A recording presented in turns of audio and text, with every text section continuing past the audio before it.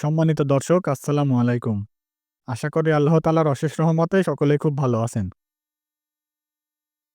আজকে দুপুরবেলা গরু ২ টাকে নেপিয়ার ঘাস খেতে দিয়েছি। আর গতকালকে ভিডিওতে আমি আপনাদেরকে দেখিয়েছিলাম যে আমার গাভী গরুটা মাশাআল্লাহ একটা ষাঁড় বাচ্চা দিয়েছে। আর গাভী গরুটার পাশে যে লাল বকনাটা দেখতে পাচ্ছেন এই গরুটা ৭.৫ মাস হলো প্রেগন্যান্ট হয়েছে। আর গরু ২ টাকে কিছুক্ষণ আগে গোসল করিয়ে দেওয়া হয়েছে।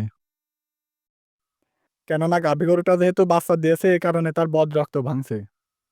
আর এই রক্তগুলো যদি ধুয়ে পরিষ্কার করে না দেওয়া হয় তাহলে কিন্তু সেখানে মাছি পড়ে ইনফেকশন হয়ে যাওয়ার একটা সম্ভাবনা থাকে।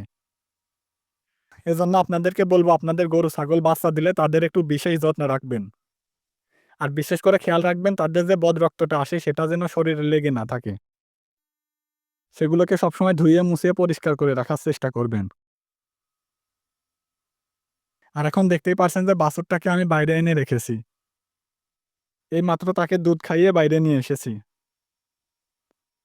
আর আরো একটা বিষয় হলো আপনাদের গাভী গরু বাচ্চা দিলে বাছুরকে দুধ খাওয়ানোর পরে আপনারা বাকি যে দুধটা অবশিষ্ট থাকবে সেটা ওলান থেকে সম্পূর্ণ দহন করে ফেলবেন।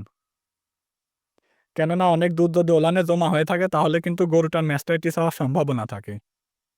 আর যদি অল্প দুধের গরু হয় তাহলে ম্যাস্টাইটিস না হলেও দুধ শুকিয়ে যাওয়ার একটা সম্ভাবনা থাকে। আর এখন দেখতেই পাচ্ছেন যে ছাগলের বাচ্চা ৩ টা বাড়ির মধ্যে খেলাধুলা করছে। আর আজকে আপনাদেরকে আর ছাগলের ভিডিওটা দেখালাম না কেননা রেগুলার তো আপনাদেরকে ছাগলের ভিডিও দেখানো হয়ই।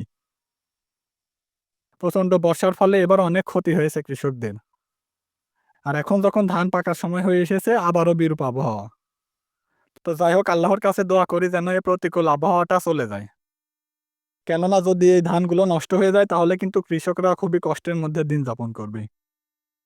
তো যাই হোক শেষ পর্যায়ে আপনাদের সকলের সুস্বাস্থ্য কামনা করে ভিডিওটিকে এখানে শেষ করে দিলাম। সকলে খুব ভালো থাকবেন, সুস্থ থাকবেন। আসসালামু আলাইকুম।